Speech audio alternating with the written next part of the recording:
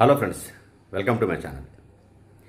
Congress party ఏ నిర్ణయం తీసుకున్నా ఆ పార్టీ దీర్ఘకాలిక ప్రయోజనాలను దృష్టిలో పెట్టుకొని తీసుకుంటుంది. ఇవాళ జరిగిన రాష్ట్ర క్యాబినెట్లో 42% బీసీలకు రిజర్వేషన్ అంశంతో పాటు గవర్నర్ కోటాలో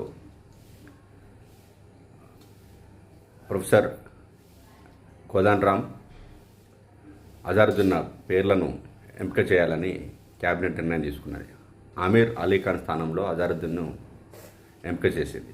దీనికి కారణం ప్రస్తుతం క్యాబినెట్లో ఇంకా 3 బెర్తులు ఖాళీ ఉన్నాయి. మంత్రివర్గ విస్తరణలో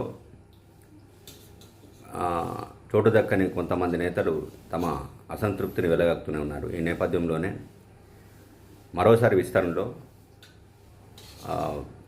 ఒక మైనారిటీకి తో పాటు ఇంకో ఇద్దరికి చోటు కల్పించాలనే యోచనలో పార్టీ ఉన్నట్టు తెలుస్తోంది ఈ నిర్ణయం ద్వారా.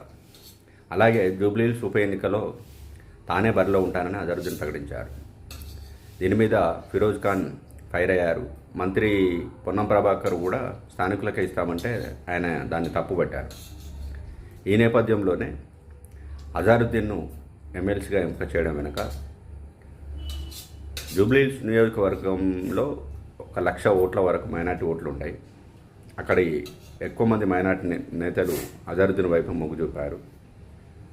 అయితే పార్టీ తీసుకున్న నిర్ణయం మేరకు ఎవరిని అభ్యర్థిగా ఎంపిక చేస్తుంది అనేది తర్వాత సంగతి. కానీ మైనార్టీ ఓట్లను ప్రసన్నం చేసుకోవడంతో పాటు పార్టీ భవిష్యత్తును కూడా దృష్టిలో పెట్టుకొని నిర్ణయం తీసుకున్నట్టు కనిపిస్తున్నది.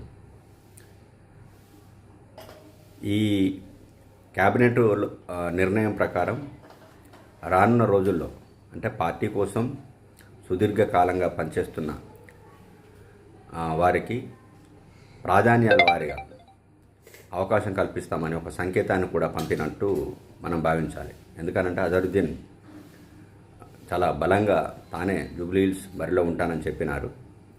ఒకవేళ పార్టీ టికెట్ ఆయనకు దక్కకపోతే ఎలా ఉంటుంది అనే ఒక చర్చ జరుగుతున్న సందర్భంలో బహుశా పార్టీ అధిష్టానం సూచన మేరకే ఈ నిర్ణయం తీసుకున్నట్టు కనిపిస్తుంది. ఈ నేపథ్యంలో జూబ్లీహిల్స్ ఉప ఎన్నిక బరిలో